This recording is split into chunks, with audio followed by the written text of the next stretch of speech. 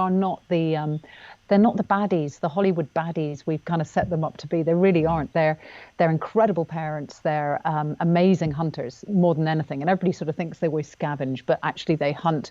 Most of the time, it's the lions going, "Oh, look, fantastic! They've just got us a kill." So yes, I'm looking forward to setting the record straight, I think, on that one. But love them. Super funny too. Hyenas are funny. I think they look funny. They've got kind of a weird stance and a weird gait. Mm.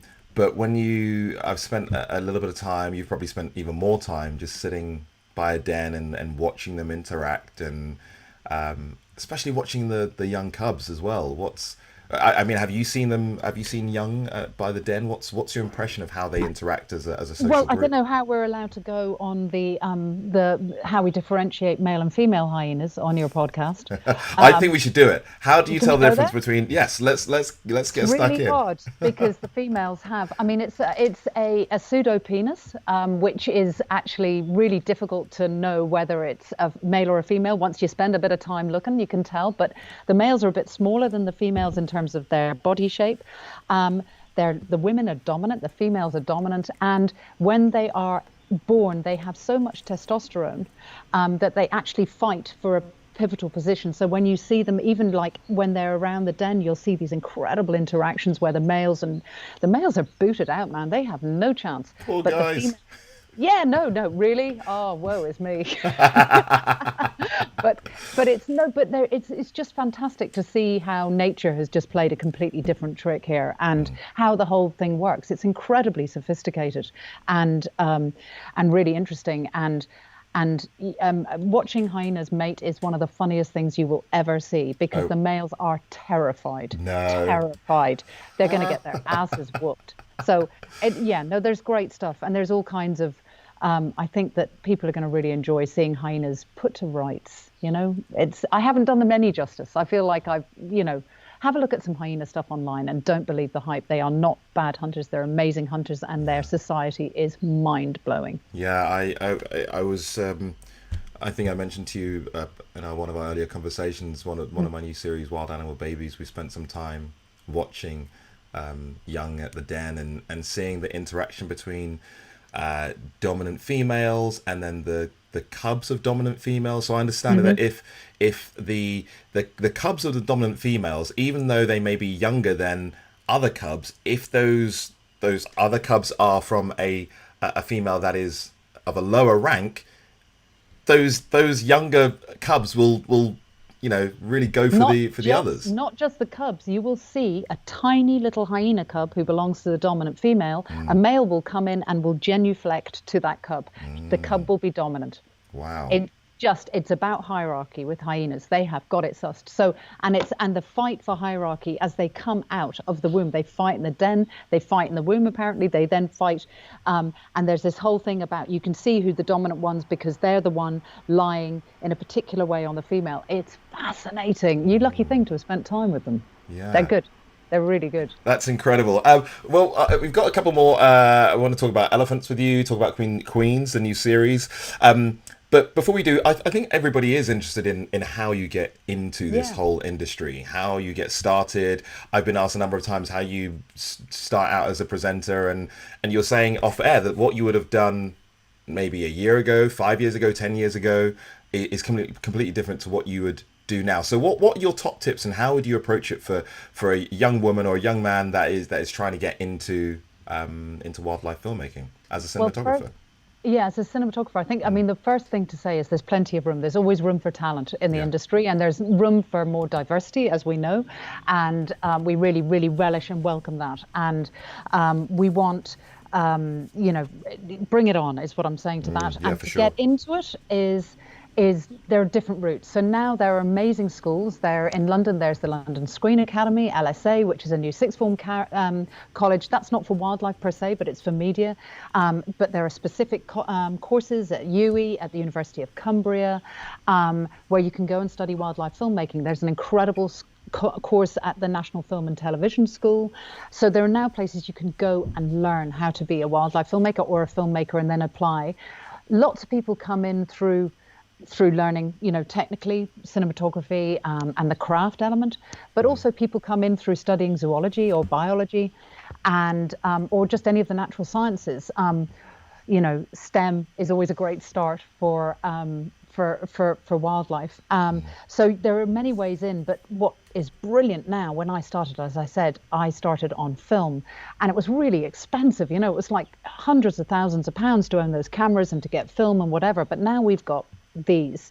You can get out there and people can film as long as you're telling a story and, watching all the other wildlife that people are doing. Then you can kind of work out that you can't just, shoot one thing like that. It's not going to happen. Tell a story in your own voice. But there are so many competitions. There's an isolation film club, wildlife film club on at the minute. There's loads of international competitions. So there's ways of getting your work seen. So I think it's a different way of getting into it. How did you get into it? I mean, my story is a bit weird. I started out as an edit assistant and kind of worked my way up from a runner all the way up. But similar to what you're saying, I always encourage people who want to get into any medium that is media based. Like you said, using your phone is a godsend, because you can record with the device, audio and video. You can take pictures, you can write text, and you can then, the platform to share it with the world is on here. It's a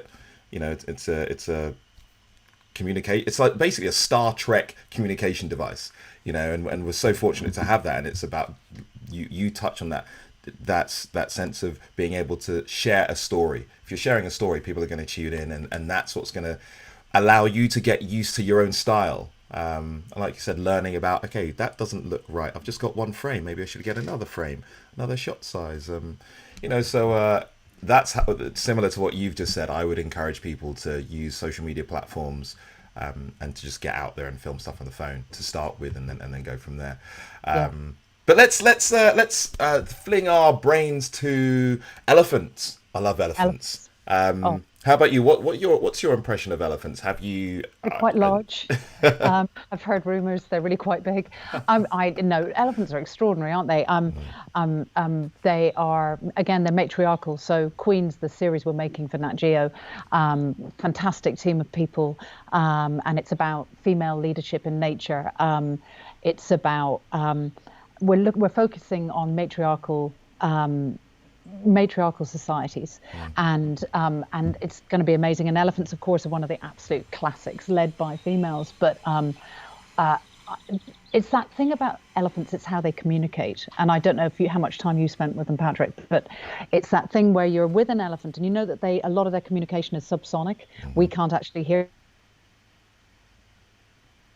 it when I'm around an elephant. I feel really, really emotional. So I just love that feeling about being around elephants, filming them. They're just fascinating. They're just so.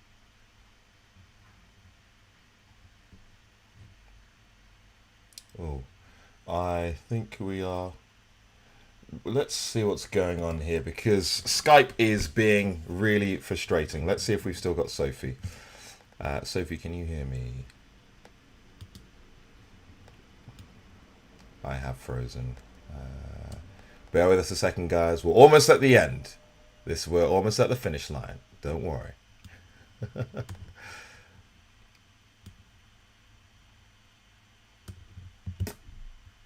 Oh, come on. Please. Why? Why, internet? We're going to see if we can get Sophie back.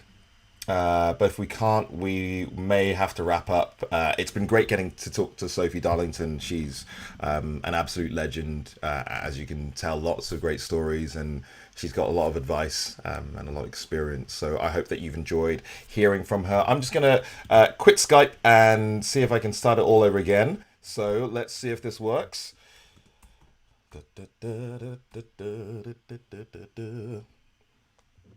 Okay, starting up Skype. Let's see if we can get Sophie back on the line. And here we go. Skype is up live. Sophie Darlington. We are going to call you right now. Okay. Let's see if this works. Ring, ring. Ring, ring. Oh, I think we have lost Sophie Darlington, which is an absolute travesty because we were having such a great conversation and I know that all of you were enjoying it. I'm going to try her one more time. Let's see if we can get through to Sophie all the way over in the French countryside, which may be proving a bit challenging for. No, it's not connecting. You know what? Not to worry. I think we managed to get at least a few stories from Sophie. That was great. I love hearing and seeing her enthusiasm for what she does. And, you know, like she said, for anybody that wants to get into wildlife filmmaking, there are lots of different options. But, you know, as I've said before, you've heard me say the same thing, using your phone is probably going to be the way forward. So we're going to bring this episode to a close, but thank you everybody for watching our penultimate episode on Wild and Live. I may see if I can get a little chat with Sophie going on just to round up. She was going to tell us a bit more about the Queens series that she's filming at the moment, which goes out in 2023. A really ambitious project, lots of female camera operators, a female-led team. There are men in the team as well, but they're also trying to film the series in a different way. They are, especially given what's happened with lockdown and COVID, and even just, you know, it's not just about having a greater presence of women on the team. They're also working a lot far more closely with the locals out in, I think, Tanzania is their first shoot. And so they're doing things a bit differently, trying to leave a legacy behind with this new series that they're filming. So Sophie, thank you again for joining us. It's a shame that we weren't able to dial in, but it's been great. It's been fascinating to hear some of your stories. Everybody, that was our penultimate episode of Wild and Live.